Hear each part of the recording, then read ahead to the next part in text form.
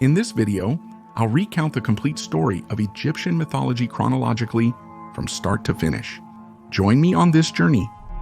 And it's good to remind you that in Egyptian mythology, the stories of the supreme gods change a lot depending on the city or the pharaoh who was in power. For example, there are stories where the supreme god is Sobek. In others, it's Thoth. In others, it's Ptah. Or even in some, there's only one god called Atum. I'll be focusing on the most common and basic stories here. If you feel something is missing, that's why. Remember to subscribe, like, and share Raipar's video, as it took a lot of effort to make. If you want to know more about Egyptian mythology and also other mythologies, take a look at the pinned comment where I'll leave a link for you. Accessing it will help me greatly. Until then, nothing existed in the world except for Nun, a great primordial ocean that would one day come to be called the Nile. Around this ocean, there was only silence, along with darkness and infinite chaos. There was no form yet, because there were no human eyes to see such shapes, volumes, or colors. Not even life or death existed at that moment in the universe. The formless god Nun had always remained immersed in his deep sleep, but he, despite being in the universe, was not the universe itself. Nun and the universe were distinct. But suddenly, something very unexpected happens. Nun suddenly starts to move, stretching and rising from his eternal sleep. Dark storms stir the surfaces of the primordial waters, while great masses of dark water are hurled toward the target, exploding it in all directions. Immense and trembling jets of black foam.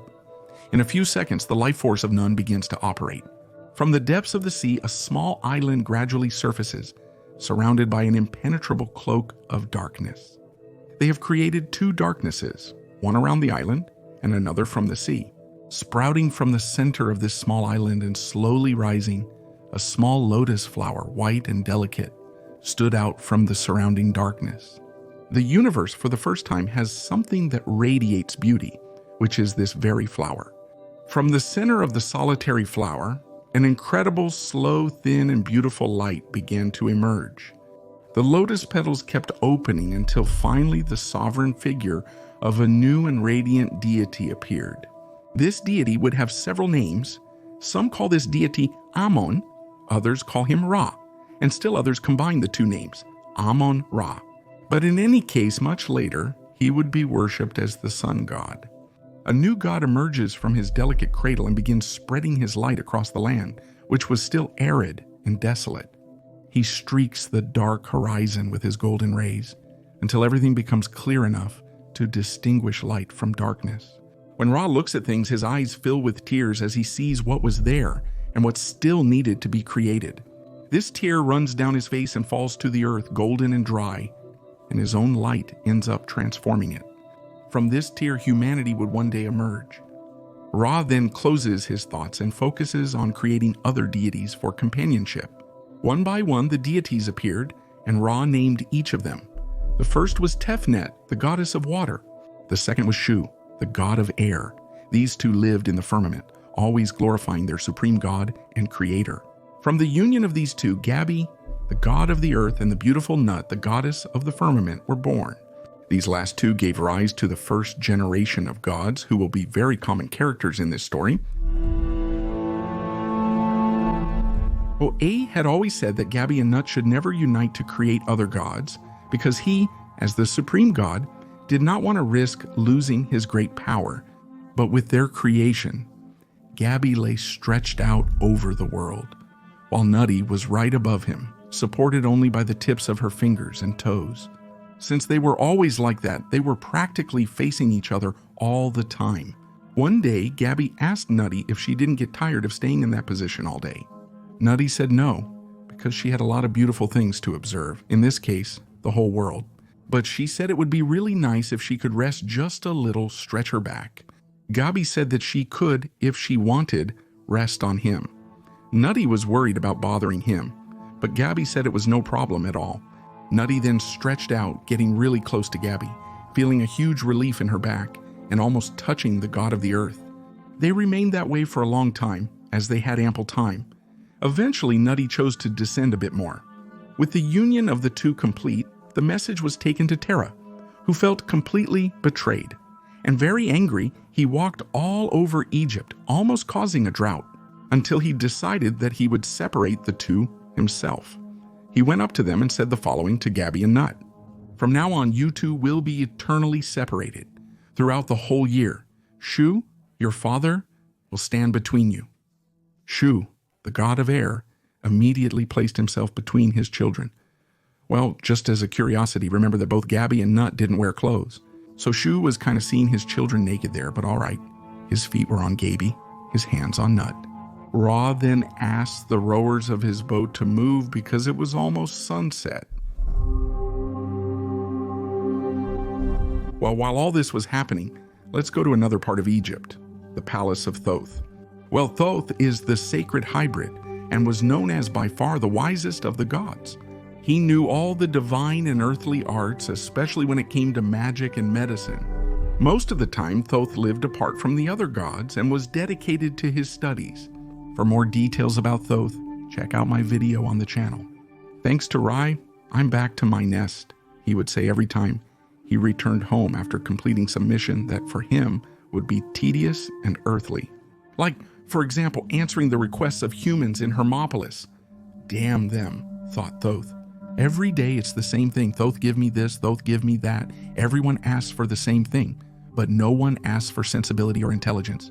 So he sat in his favorite position with his legs crossed on the mat woven with golden threads. From thinking so much, he transformed into a baboon and began pondering his favorite topics. "Let's see, where was I again?" he said, rubbing his hands with joy, completely forgetting about the rest of the day. After inventing geometry, astronomy, and dice games, Thoth was now working on his new game called chess. After all, Thoth loved these games. He would laugh to himself and jump out of his chair with every new idea he had. But even though he was very smart, he still got lost in his own ideas. "Will this new rule I made not get confused with another one?" asked the god with a hand on his chin, while thinking about the 734 rules he had made for the game. Little by little, Thoth realized that maybe his memory wasn't as good as he thought. "By the black wings of Ibis," shouted the god as he realized the confusion in his head. "How am I going to make mortals understand the rules if I didn't even understand them myself?" Slowly, Thoth abandoned the game to pay attention to another, more important idea. What if he came up with a way to record these rules? Not just the rules, but all the ideas he had. "Yes, I could record on a papyrus in the form of signs all the words I hear. It would be the ultimate victory against forgetting." So he took the papyrus and spent a long time looking at it without any results. What symbols would he use to represent things from the world and from his mind? For days he sat just thinking about it, getting more and more focused, looking at the papyrus with his eyes shining with the possibilities that passed through his mind. Writing from right to left, Thoth was creating a game much more complicated than chess. The god combined the figures to form ideograms that represented his passing thoughts. Now Thoth was freeing ideas from being hostages to the fallible memory of humans. The records were now exact and perfect. "Will I be able to understand what I wrote?" thought Thoth, trying to lightly read what he had written. He took the papyrus scroll, placed it on his lap, and began to read from the beginning. And then from the dark and still waters of the sacred Num, a small lotus flower began to emerge, carrying within it the greatest of the gods. Everything was perfectly clear now. He only needed to name his creation. And the god spent almost as much time naming his new invention as he did writing it. But in the end, he came to a conclusion. It would be called Hieroglyph. Thoth then wrote down all the chess rules he remembered on a papyrus, put everything together with the game, and ran or flew to Thebes to show his new creation to the god Ra. As he arrived, he found Ra nearly asleep, already thinking, "Here he comes with another crazy creation." Thoth told Ra he had something magnificent to show him. Ra didn't doubt it. Then Thoth approached the throne, opened the papyrus, and began to speak without stopping. Ra thought Thoth had a strong pabura smell. When Ra dozed off mid-explanation, Thoth asked, "What did you think, great god?"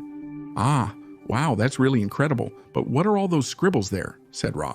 "Ah, they're hieroglyphs, another invention of mine. They're used to record all ideas and never forget them. like the rules of the incredible and marvelous game of the god Thoth," said Thoth, beating his own chest. "Wow, Thoth, this time you really surprised me. Finally, our meetings won't have that argument anymore about whether I said something or not." And so, Thoth created writing. For a long time, the lead stayed there between Nutty and Gabby. And with that, Nutty shed tears, and they fell on Gabby's body like rain, all because she missed him so much. The lead remained completely still and showed no sign of giving up on its work anytime soon. Nutty complained to her father, who advised her to distract herself. Suddenly, she recalled Ra's words. The Cho stayed there all year. Only then did she realize she didn't know what Ina meant. So she asked her father, but he said it was better for her to ask the wisest of the gods, the nerdy parrot of Egypt, Thoth. When she got there, she saw the god Ibs. "You know, Thoth, allow me to enjoy your company for a bit," she said. The god with the ibis head was sitting cross-legged on a mat woven with golden threads. With his head down, he was completely absorbed in his task of writing a papyrus with new hieroglyphs about his new invention. Although he had made a vague gesture of approval for his visitor to approach, he was so focused on the papyrus that his beak was almost crumpling it. "Let's see one more word here. Ah, beautiful Nante, come." The goddess asked, "Why don't you use the tip of your beak to write the hieroglyphs instead of the sharp reed?" Thoth just ignored the hint, and in the huge room the only sound was the scratching of the papyrus. It was likely another one of his inventions, having already created algebra, geometry, astronomy, and writing. What else could that brilliant mind come up with? "What is he inventing now?" said the goddess. After a brief silence, Thoth spoke. "I'm finishing the calendar." "Calendar what?" "Calendar? A new way to measure time," said the god. Measuring time by day and night cycles was inferior. The goddess, concerned, asked if day and night would cease to exist. "Of course there will. Just a way of saying that. Their method of counting will change. Time will be measured in years, each consisting of 360 days. Then Nutty had a great idea. He called Toffee to play a dice game, which was the god's favorite. Whoever lost had to grant the winner's wish. Nutty managed to trick Toffee and beat him. The god Thoth gritted his teeth because he knew he had been cheated, but he still asked what her wish was so she would leave quickly. When asked why, the person simply told the god, "I want you to add 5 more days to the year. That's my wish." Thoth granted the request, and the 361st day of the year came. The god of the air kept Nut and Geb apart for 360 days as requested by Ra. With that, he departed, and the two reunited, resulting in 2 pairs of children, Nephthys and Set, and Osiris and Isis. With that, when it came to Ra, he knew that his days of glory would come to an end. He left the throne of Egypt and gave it to Osiris, the then god of agriculture. Ra, then, since he no longer cared about Egypt's bureaucratic matters, began to focus only on his boat and his journey across the sky. When at the end of the afternoons the first traces of twilight appear on the horizon, Ra prepares to enter Amenti, the dark underground realm. Slowly, his boat moves toward the mouth of Night, the goddess of the skies. As he gets closer, his workers, his rowers, start to speed up. Several other gods accompany the Lord of the Sun, such as Nuris, the god with the head of a lion. In the future, Set would also be on this boat, but not yet. Ra remains standing in the center of the boat, illuminating everything. As he enters the realm of the underworld, the solar disk on top of Ra's head starts to lose its brightness. Re's head, formerly that of a great falcon, starts to transform into the head of a ram. As he neared the first gate, Ra yelled, "Let's go, Remem!" One by one, the gates are passed, and they represent each of the 12 hours of the night. Along the lake shores lie completely dark regions where several gods appear. Most of them are in mummified forms and are always greeting the passing god there. There are also souls that suffer, along with countless serpents, some raised and others agonizing. They keep walking until they reach a realm called Duat, which at that moment was guarded by Anubis, the son of Set. The souls of this realm rejoice at the arrival of the sun god. "Welcome back to the realm of the dead, great Amon," said the jackal. "How is the work going, guardian?" replied Amon-Ra. "It's complicated, as always. Amit always wants to devour everyone." I have to fetch souls and still judge them. You could really send someone here to help me right now. How soon will you, Jackal?" The Supreme answered. While they were talking, they were being watched by the 42 gods who also took part in the judgment of souls. The two said their goodbyes and the boat set off for the western caves, where Sokar was, another deity with a falcon head whom some said was another personification of Ra himself.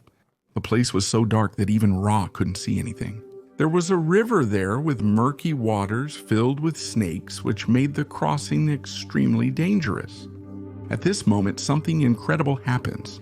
Ra's boat slowly begins to take the shape of a great serpent, the so-called sacred serpent Mireille, the way Ra found to cross these waters. Little by little, Ra leaves that place, taking with him 2 large fish with colorful fins, which guide the boat to the last and most dangerous of the gates so that the sun can rise again.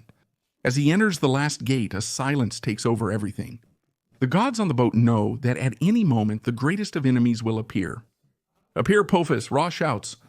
At that moment, a serpent measuring about 300 meters arches out of the waters of the infernal abyss like a prodigious black column of overlapping scales, which look like reflections of phosphorescent jade. The gods in front of Ra keep the serpent away from the boat. It knows that if it devours them there, the sun will not rise. She will become the lady of the world, initiating a battle between the gods and Apophis with his demons. Maha stands behind her servants when Onuris strikes a spear into the serpent's head, which falls only to rise again the next night. The bark passes through the last gate to begin yet another day. Ha has spent a very long time on this journey with the bark, but gradually he noticed that his walks were getting slower, and his brightness was no longer as magnificent as before. Ra was going through something that was most common to humans: old age. The great god Ra was getting old, and all the gods noticed it and were even worried, but Ra would not admit it. Ra was always followed by his great-granddaughter, the beautiful Isis, who constantly tried to uncover his greatest secret, his secret name. Isis knew, as the good sorceress she was, that this name would allow her to perform unimaginable magic, but Ra refused to reveal the name. "Come on, tell me, what's your real name, Grandpa?" "Come on, girl, don't you have your husband to bother?" Ra replied angrily. "Oh, Grandpa, you must tell me the name. You're getting old." "With your name, I can help you greatly." Ra, the great god, is at his peak. You're sweating from merely saying that, Grandpa. Isis followed Ra everywhere, seeking to learn his name. One day she noticed Ra dropped a drop of saliva on the ground. Using saliva, earth, and her magic, she created the first snake.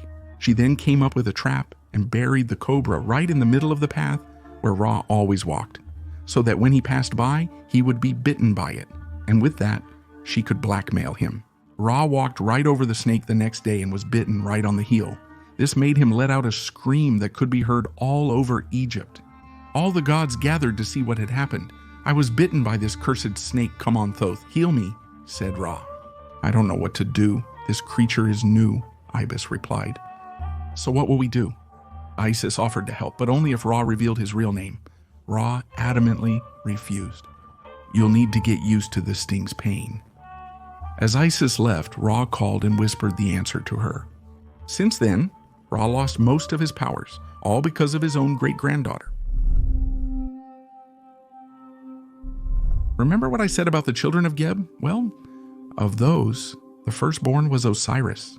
He ruled Egypt and was a good king. He educated farmers and civilized the formerly barbaric people. He aimed to expand this civilization and embarked on an expedition with Thoth and Anubis for that purpose. It turns out that in the meantime, taking advantage of his brother's absence, Seth decided to plot a conspiracy to kill him, since he was very envious of Osiris. He gathered 72 conspirators at the court and came up with a plan. As soon as Osiris returned during the night using a thread, Seth entered his brother's room and measured his body, making a sarcophagus specifically for Osiris. Then Seth and his conspirators held a banquet for him, supposedly saying that he would tell them about his expedition, and they were eager to hear it. He would have talked endlessly if Seth hadn't interrupted, saying, "Great, my love, but we have a challenge to do here today. What is it?" Seth, like a skilled salesman, presented a stunning sarcophagus to Osiris, claiming it would belong to whoever fits inside it. "Wow, it's really beautiful," observed Osiris.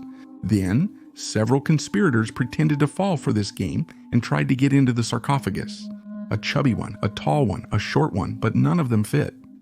"Brother, how about you try?" Set gestured for Osiris to lie in the sarcophagus. Osiris replied, "I don't think it's meant for me." "Ah, come on. It doesn't hurt to try," insisted Seti. Osiris then lay down in it and fit perfectly. As soon as he lay down, Seti shouted, "Quick, close it!" Osiris then saw the lid appear above him and heard the sound of hammering while Seti said, "I hope you enjoy your new expedition, Osiris." Osiris knew it was his end and just accepted it. 7 of his conspirators threw the sarcophagus into the Nile and Set took over Egypt. They learned about the death of Osiris through Thoth, who knew it wouldn't be long before Seti went after her, and that without mummification, Osiris wouldn't go to the underworld. She, Thoth, and Anubis searched for the body, stopping at an old hut where a woman and her baby resided. While they were talking to the woman, 7 scorpions that had followed Isis entered through a crack in the house, and one of them ended up stinging the woman's son, who would have died if they hadn't used their spells to save the child. Well, after spending the night in that house, Isis set off alone on a raft down the Nile. When she was near a palace in a city called Byblos, she noticed there was a huge gap on the riverbank, as if something had been taken from there. The local residents said a beautiful tree had suddenly grown there, and the king decided to take the trunk to his palace as a decoration. In her swallow form, Isis entered the palace, and there she found the trunk. In the middle of the place, beautiful and jade-colored, there was Osiris. So Isis disguised herself as a servant and gained the queen's trust, enough for her to let Isis take care of her son. On a certain night, Isis took the child to a ritual that would give him eternal life. The queen accused Isis of witchcraft upon witnessing the fire ritual, claiming she intended to kill her son. But after explaining her intentions, the queen forgave Isis and also allowed her to open the trunk of the tree and take her husband's body. Arriving at Thoth and Anubis again, Isis then took Osiris and brought him to Thoth and Anubis once more. They left Osiris hidden near a riverbank and went to get the items for the mummification ritual. However, a pig led Set to the body. So they found him. "Let's see if you can find each part of his body now," said Set. Set scattered Osiris's body throughout Egypt, even his tool, if you know what I mean. He ended up giving it to a crocodile. When Isis, Thoth, and Anubis returned and witnessed the scene, Isis wept. But Anubis said he would find Osiris using his sense of smell, which he did. They found all the parts of his body except the main one, little Osiris. So they ended up replacing it with a wooden one. Anubis performed the ritual. Osiris came back to life for a while, which was enough for him to unite with Isis, and then he died again. But this time he went to the Duat, the realm of the dead, where he would become the new ruler of the place. From this strange union of Osiris and Isis, a child named Horus was born, who also had the head of a falcon.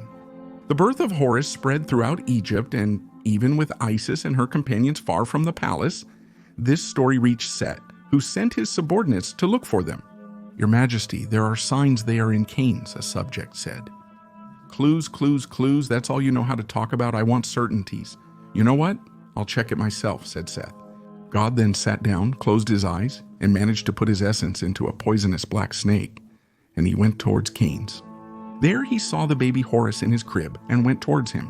But Anubis noticed and scared the snake away. After that, Horus grew up and was trained by his own father Osiris for the final battle against Seth. The training lasted 6 months, and Osiris said that before any war, first, everything should be tried to be resolved in the Council of the Gods. That council was then scheduled. All the gods were present, but that meeting was useless because Isis kept insulting Seth, while Seth said he wouldn't take part in the council as long as Isis was present. So another meeting was scheduled without Isis on a place called the Island of the Middle. The only way to get to the island was by a boatman, whom Seth had instructed not to let Isis pass under any circumstances. But Isis ended up disguising herself and arrived at the meeting as a beautiful young woman and attracted Seth. "Hello, what are you doing here at the Council of the Gods?" "Ah, hello," replied Isis. Of course, my dear. I'm here to help clear up any doubts. Please tell me about the tragedy that happened. I was married to a pastor and we had a son. However, this pastor was killed by his brother, and it was said that the sheep would be his. Don't you think this brother is a scoundrel? Yes, of course, definitely a scoundrel. The sheep belong to your son. At that moment, Isis exposed Set's hypocrisy to the whole council, who then told Set to give the crown to Horus. Well, you and this council can go to hell, said Set. Now, the war between Horus and Set was inevitable. Jackals howled through the cold desert nights. The region had several colorful huts. The place was open and surrounded by stone walls. It was the perfect spot for the battle that was about to happen. When the jackals fell silent, it was possible to hear the sound of the sentinels walking around the area, as well as some screams from soldiers who were bitten during the night by snakes and scorpions. Inside the main tent was Horus, thinking about the order he would give to his messenger, standing in front of him. Meanwhile, Seth was marching with his troops toward Horus, because he knew that either he attacked first or he would suffer a siege from the troops of Or. When the boat of Ra began to rise on the horizon, there were no more tents left on the ground. Everyone was standing, ready and prepared to start the war. As the sun rose, it reflected off the tips of the spears held by Horus's soldiers. It created such a great light that it even seemed as if another sun was rising on the earth.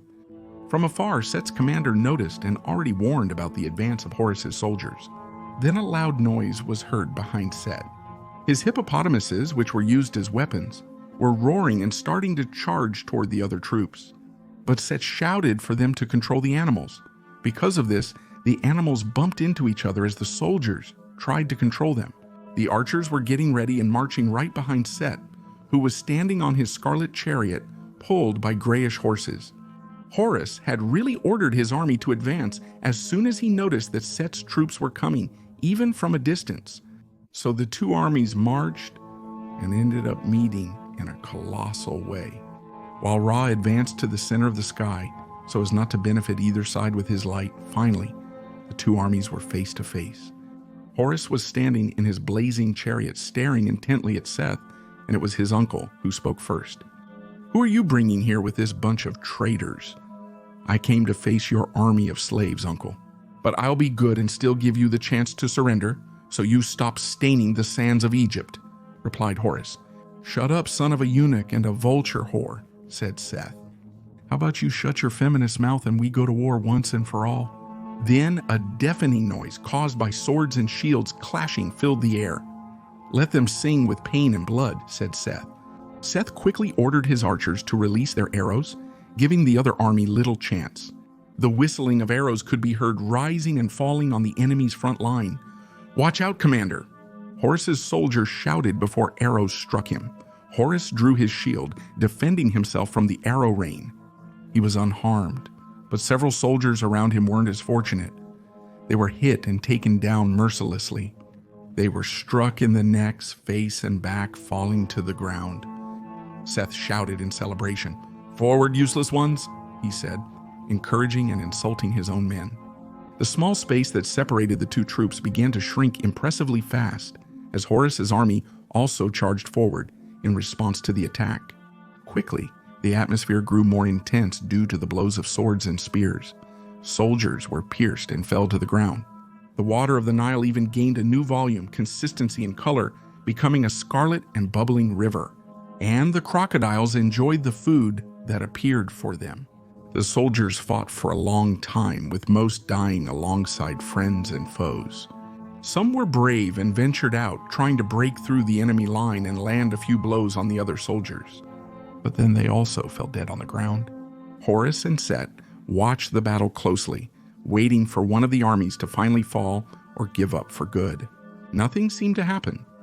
"What do you think, Your Majesty?" asked one of Set's commanders next to the red chariot. Set said nothing. This senseless war would still go on for more than 80 years. Unable to endure it any longer, Horus exited the chariot, transformed into a falcon, and flew into the sky. Set, seeing this, pointed at him and ordered his archers to aim at him.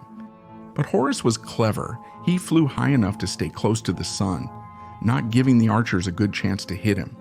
Then Horus's commander ordered his own archers to aim at Set's archers. Set then realized that Horus was actually looking for him, so he hid among the hippos and tried to disguise himself. Horus descended and clawed Set the hippopotamus, causing him to let out a massive scream. Set then turned into a deer and disappeared in a single run. While Horus was rising again to the skies, he landed on a rock and saw Set running away. And again, he flew through the skies, following him, and stopped in front of him. Set then braked with his 4 legs. "Now it's between me and you," said Horus. Set, despite the surprise, took a step back and got ready to finally put an end to this story. "You want a duel, parakeet?"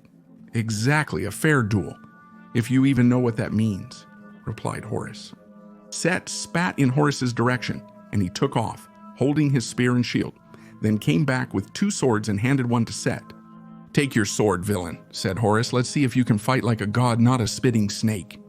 Set let out a scream and charged at Horus, and when their swords clashed, the shockwave could be felt by both armies, to the point that they simply stopped fighting. Set scraped his sword on Horus's shoulder, but nothing happened. Horus, in turn, struck quickly and castrated Set, neutering the god. "Now you'll think twice before mocking my father." Set screamed absurdly, drew a dagger, and charged at Horus, who struggled to defend himself. "Damn bastard, who do you think I am?" shouted Set. Set swiftly ripped out Horus's right eye and stepped back, holding his prize. "There is the little swamp owl," he said, throwing Horus's eye. "Where was your piece?" Horus covering his right eye. He recalled his father's training. Quick thinking was crucial now that his opponent had the upper hand.